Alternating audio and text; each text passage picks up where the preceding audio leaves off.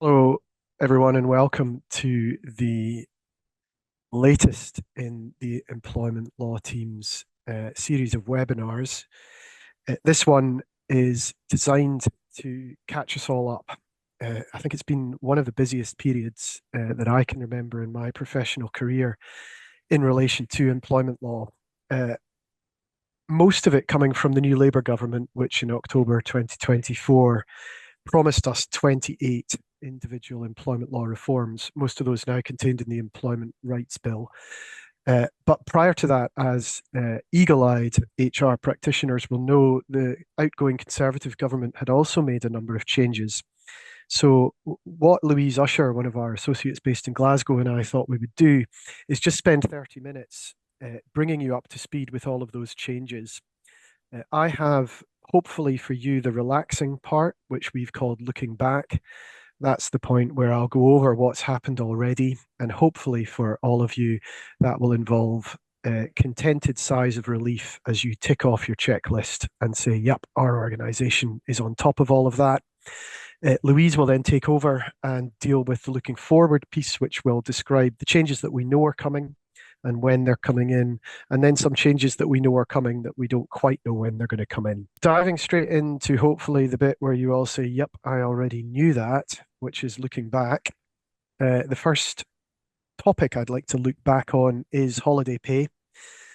Anyone who's worked in HR for more than 6 months will know that holiday pay is and has been, mainly as a result of European law, very tricky.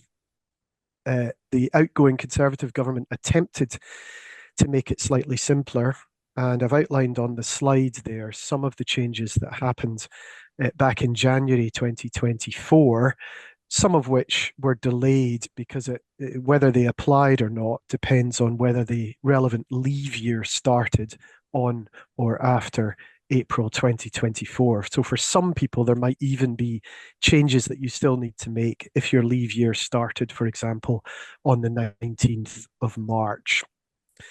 I'm not going to say any more about that, other than to say if you haven't changed the way you're approaching holiday pay, particularly if you've got variable hours workers or irregular hours workers, and or you have variable pay, so overtime, incentive payments, etc., you probably do need to put that on your work stack.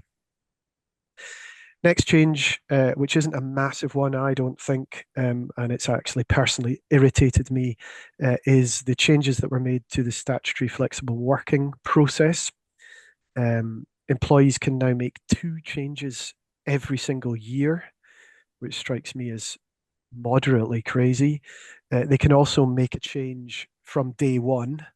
So they can go through an interview process saying that they're going to have one working pattern and agreeing to do that. And then immediately on the first day they join, make a request to change that working pattern. Again, it just doesn't seem particularly useful. And as we all know, and you will know if you've spoken to any of our team, the statutory flexible working regime is really subservient to the general discrimination law, and that's where always these flexible working patterns, the real kick in the teeth and the real worry for employers is that they're failing to comply with indirect and sometimes direct discrimination obligations, either gender-based or in relation to disability.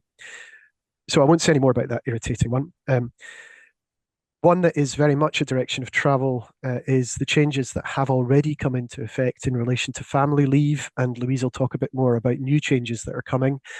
These are in, if you have a handbook, which most people do, and if your contracts comply with Section 1 of the Employment Rights Act, you do need to give people information about the leave that they're entitled to. So if you haven't updated the leave section of your communications, you need to update it to reflect carers leave and paternity leave. And for nearly every childbirth now, those new provisions are in place. And I've put details of those on the slide. Linked to family leave, lots and lots of changes to what we used to call Regulation 10 of the maternity and parental leave regulations. That was the regulation that gave women who were on maternity leave and those on adoption and shared parental leave uh, priority protection for suitable available vacancies if there was a redundancy situation. The protection, that Regulation 10 protection, as I would call it, that priority, has now been significantly extended so that if someone's maternity leave ends on or after the 6th of April 2024, they still have the Regulation 10 protection during the maternity leave, as happened before, but it also applies for 18 months after the date on which the child was born.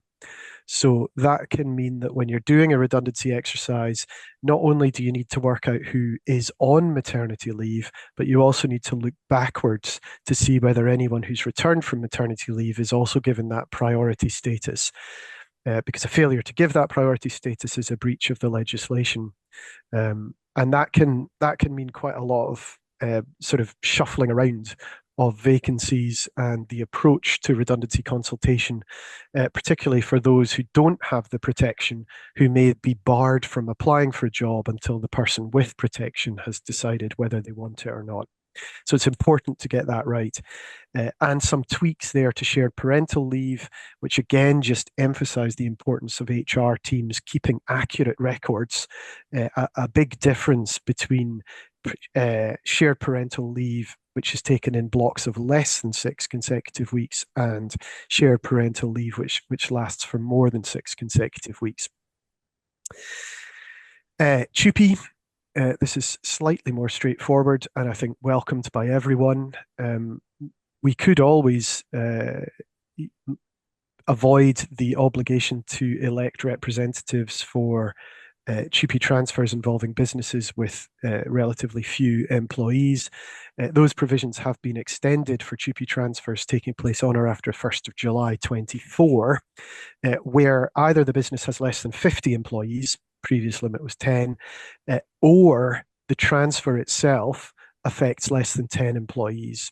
And that just reflects the reality that even in a massive business, if you have 1 or 2 people moving, it doesn't really make sense to have employee reps and go through an election process. It's much easier just to talk to everyone directly. So I think that one is welcomed. Dismissal and re-engagement, or as the Labour politicians insist on calling it, fire and rehire. We had the updated code of practice on dismissal and re-engagement last year. There will be more coming on this, but essentially the government's view is that it should be much harder for employers to dismiss employees and then re-engage them with a view to trying to remove terms and conditions that the employer feels are unsustainable or outdated or inappropriate. So a real emphasis on consent if it's a workplace without representatives. And I think for the current government, a much more significant role for trade unions in negotiating and agreeing any changes to contracts of employment. Not everyone on the call will have a workforce that accepts gratuities, service charges, all sorts of things are covered by the TIPS legislation. But there is new legislation governing the way in which employers who do have workforces that receive gratuities must approach that, principally ensuring that the employer can't take too much or in fact really very much at all of those amounts. If you have employees with tips, our Workbox product has a lot of great information on that, or get in touch with one of us if you haven't changed your process. And finally, and I think you will all have been conscious of this, and I know that many of you on the call are working on this as we speak, the new duty to take reasonable steps to prevent sexual harassment came into force in October last year, and the Equality and Human Rights Commission produced very significant and technical guidance about what it believes employers have to do as a result of that duty coming into force. And I've put some of those tips or actually requirements from the EHRC on the slide. The key one, and if you haven't done this, please start doing it now, is that you need to undertake a risk assessment. So a risk assessment across your business to work out where sexual harassment might possibly take place. And that then allows you to inform your response to that risk analysis. But without that risk assessment, it's going to be very difficult to demonstrate that you've complied with the duty. And again, if you're a Workbox user, there's a really great template and lots of really useful documents on Workbox to help you with that risk assessment. Passing over now to the part of the session where you are entitled to say, ooh, I haven't done that yet. And that is because Louise is going to tell us what's coming up. Thanks, Tony. So first thing on my list is this new neonatal leave that's being introduced, and that's going to be available for employees with children that are born on or after the 6th of April this year. So it applies to parents with children that are receiving or have received at least 7 days of uninterrupted neonatal care within 28 days from the date of birth. Government have estimated that around 60,000 parents will be eligible for this leave each year.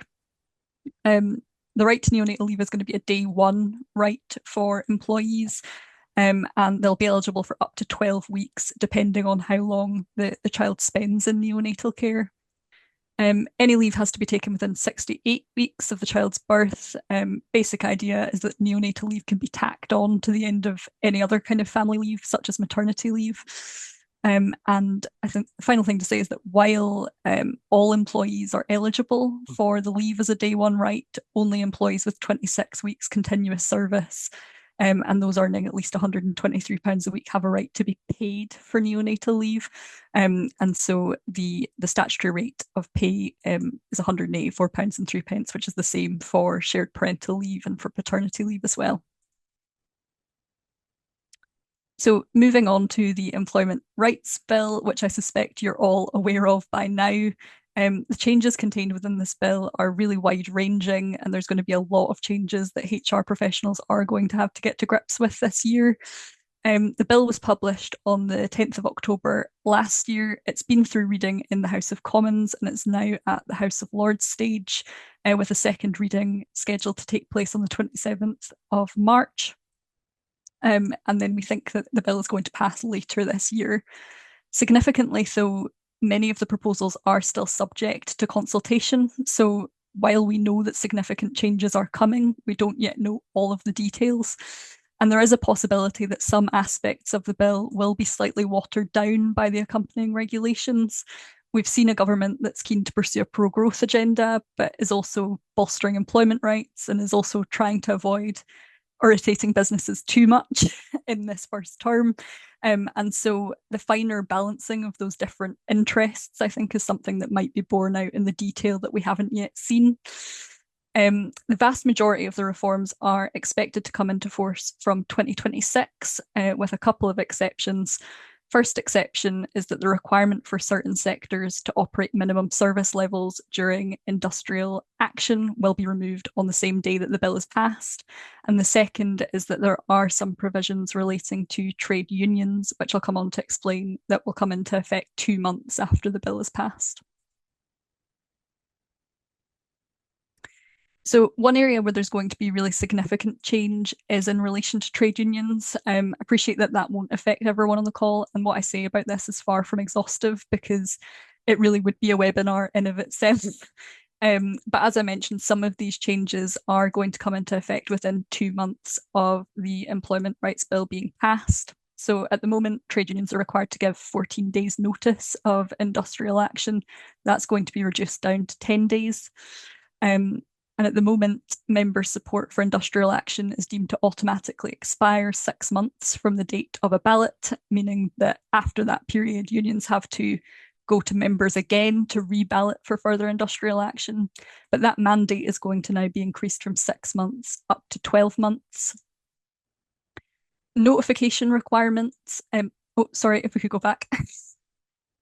Notification requirements for trade unions notifying employers of industrial action are going to be slightly less onerous. At the moment, Trade unions are required to supervise picketing. That's not going to be required anymore. And rules which currently give ministers the ability to require public sector employers to publish information about how much time union officials are spending on trade union duties, those are going to be scrapped as well. If we could move on to the next slide, please. We then have some other changes that we're expecting in this space, but no clear timescale for implementation. Unions are going to be given a reasonable right of access to workplaces. That's something that employers are going to have to facilitate. There's going to be a requirement to inform staff of their right to join a trade union at the outset of their employment and regularly thereafter. We don't know how regularly. That's a matter for kind of the regulations and consultation. There are going to be reforms to the statutory trade union recognition process. And I think that this is actually something that is quite interesting because at the moment we really don't see very many applications for statutory recognition because the rules are really complicated and are quite onerous. But those are essentially going to become significantly less onerous. And I think as a result of that, we may well see more applications for statutory union recognition in the future. So if you're thinking stuff about trade unions doesn't interest me at the moment, it's not something that applies in my business, that may be something that does change in the future. At the moment, there is protection in the legislation for employees against dismissal for taking industrial action, but there's no protection for other forms of detriment. Sorry, if we could go back to the previous slide. There's no protection for other forms of detriments short of dismissal. So the Employment Rights Bill is making an amendment so that employees will also be protected against detriments. And trade union officials at the moment are entitled to time off for carrying out trade union activities and training. But with the introduction of this legislation, they're also going to be entitled to reasonable accommodation and facilities as are deemed to be reasonable in the circumstances as well. If we could move on to the next slide, please. So the next big topic is the reforms to unfair dismissal, which are probably some of the most well publicised changes that we're likely to see. So at the moment, employees need to have 2 years service in order to pursue claims of unfair dismissal, but this will become a day one right for employees, which is likely to result in an increase in tribunal claims. We will have, though, what's being referred to as an initial period of employment, which is effectively a statutory probationary period. And during that initial period of employment, employers will be able to use a light touch dismissal process in circumstances where dismissal is really for any reason apart from redundancy. Notably, for redundancy processes, employers won't be able to use this light touch approach. So employers will have to ensure they're following the exact same process for all employees in redundancy situations, regardless of length of service.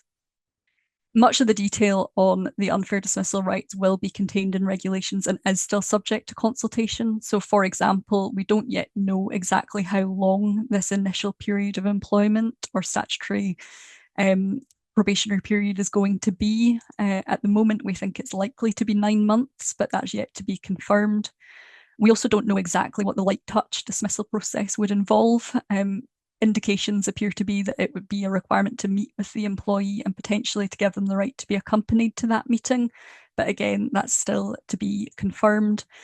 And one of the final things is it isn't yet clear whether or not there's going to be lower compensation awarded in circumstances where someone is unfairly dismissed, but they're unfairly dismissed in that initial period of employment.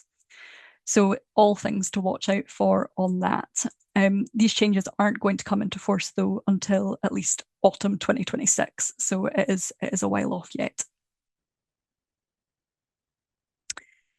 One of the other changes that is in the Employment Rights Bill relates to 0 hours and low hours contracts. The Labour Party have long since said that it's their desire to ban exploitative 0 hours contracts.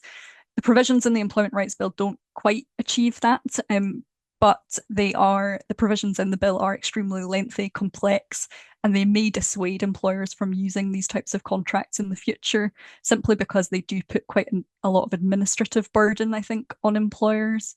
So, in summary, employers are going to be required at the end of each reference period, so that's thought to be a 12-week period, offer to workers guaranteed hours which reflect the number of hours that they have worked in that previous reference period. And that's expected to be offered to workers as a permanent contract, unless a fixed term contract is reasonable in the circumstances. Employers are also going to be required to give reasonable notice of shifts, shift changes, and cancellations, but there will be consultation on what is reasonable in those circumstances. And finally, employers are going to be required to give compensation for shifts that are cancelled or moved at very short notice. But again, it's subject to consultation what that compensation will actually look like. These changes are not only going to apply in respect of 0 hours contracts, but also low hours contracts. But we don't really know at this stage what a low hours contract is. Again, that is something that is going to be subject to consultation. And these provisions apply not only in respect of employees, but also workers, and will extend to agency workers as well. Collective redundancies. So currently, if you're proposing to make 20 or more employees redundant at one establishment within 90 days, you have to consult with the appropriate union or employee representatives and provide notice to Secretary of State through the HR1 form. It's been established in case law that this term one establishment, that means a local unit or entity to which workers are assigned to carry out their duties.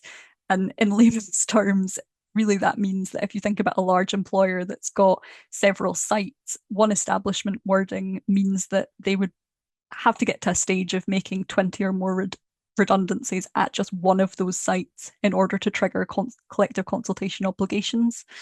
The government initially proposed to remove the one establishment wording with a view to ensuring the right to redundancy consultation would be determined by the number of people being made redundant across a whole business rather than in just one establishment.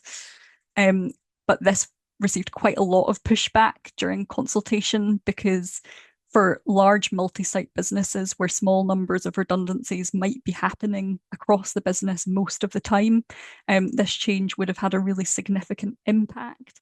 So those businesses would need to make sure they were keeping rolling records because of the 90-day reference period and the requirement to notify the Secretary of State.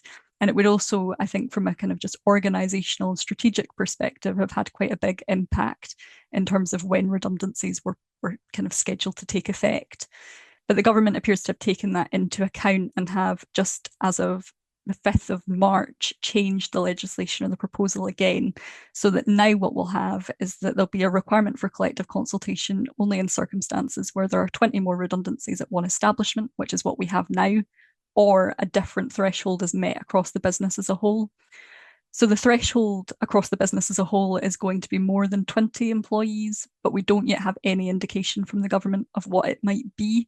That will be critical to understanding what the impact of these revised proposals will be on employers. So it's definitely something to watch. Another change in this area, just to say, is that the maximum protective award is going to double from 90 days pay to 180 days pay. And there's going to be some guidance produced on collective consultation obligations, because I think some feedback that's been given to the consultation is that actually a lot of employers fall short of their collective consultation obligations because the statutory framework is really quite complex. So the government is going to publish some extra guidance for employers on that. Tony touched on the fire and rehire. In the Employment Rights Bill, it is intended that it will be more difficult for employers to dismiss and re-engage. So it will now be automatically unfair for an employer to dismiss an employee because they've refused to agree to a change in their contract, or because you want to employ someone else to do the same work, but perhaps on less favourable terms and conditions than the person that's currently in the position is receiving. It'll only be possible to do fire and rehire in circumstances where an employer is able to establish that it's necessary, essentially, in order for them to continue to operate the business as a going concern, and that there are no other steps that they reasonably could have taken in order to avoid making that variation. So I think the bar there is going to be really quite high. We're going to be talking about essentially insolvency situations before it will be possible to dismiss and re-engage. And in terms of remedy, the maximum amount of protective award is going to increase as well from 90 days to 180 days pay. So it could be really significant financial penalties. Finally, from me, there are some anticipated changes in the discrimination space. So Tony touched on the employer's duty to take reasonable steps to prevent sexual harassment. That legislation was introduced in October of last year, but further changes are going to be implemented through the Employment Rights Bill. So at the moment, it's anticipated that when that comes into force, employers will be required to take all reasonable steps to prevent sexual harassment. They'll also be under a duty to take all reasonable steps to prevent third-party harassment, and that applies in respect of both sexual harassment, but also harassment on the grounds of any other protected characteristic as well. The Employment Rights Act is going to be amended to make it clear that making disclosures about sexual harassment will be protected disclosure or whistleblowing. While sexual harassment complaints are already likely to amount to protected disclosures in a lot of different circumstances, this amendment will make it unequivocally clear. Employers with more than 250 employees will also have to publish equality action plans showing what steps they're taking in relation to promoting gender equality. And finally, there is also a proposal at the moment to introduce mandatory disability and ethnicity pay gap reporting for employers with more than 250 employees. But that is subject to consultation that launched just yesterday. Thanks, Louise. So just in case you haven't been listening to either of us, we've given you a slide with what we think are your key takeaways. So have a look at your annual leave policy. In fact, have a look at all of your leave policies. Check your flexible working approach. Make sure the process is compliant with the new rules, even though they're irritating. Have a look at your sexual harassment obligation, which I know most people are doing already. If you are making redundancies, think about that priority that I described, and also looking to the future, think about how your records are going to work, because there is likely to be an enterprise-wide threshold, as Louise talked about. So if you're not currently gathering data beyond many establishments, there's going to need to be a central record for that. If you don't have probationary periods, strongly recommend that you put them in, although we think it's likely that there'll be this statutory probationary period, so it's unlikely to be dependent on what's in your contract, but you should have those in just in case. If you use contingent workers or flexible workers, have a look at how that's working and those complicated rules that Louise talked about. Be aware of the rules on trade unions. And as Louise said, and I think it's a very important piece of advice, even if you don't have a trade union in your business at the moment, it is going to be much, much easier for trade unions to access workplaces. So at some point in the future, it may not be possible to prevent a trade union from applying for recognition. There is a lot of information about all of these changes, both the ones that have happened and the ones that are coming on our Workbox site. And there's a bit of information on the slide about that. We are at 12:59. We've had a few questions. Will a copy of the slides be sent to everyone? Yes. If you've registered for the session, you will get a copy of the slides. And the other question was about voluntary redundancy and whether if you have more than 20 people going under a voluntary redundancy regime, have you triggered the consultation obligations? The answer to that is almost certainly yes, because the definition of redundancy in the Trade Union Labour Relations Consolidation Act, which is the act that talks about the notification and the collective consultation, is not quite the same as the Employment Rights Act definition, but it's pretty clear that the a voluntary redundancy is almost certain to trigger the notification obligation. There might be ways to argue something different, and if you are worried about that, whoever you are, because you're anonymous, get in touch with someone at Brody's and we can help you with that. Thank you very much for attending. It is now 1 o'clock, so we will stop. But otherwise, thank you again for attending, and we hope you found that useful.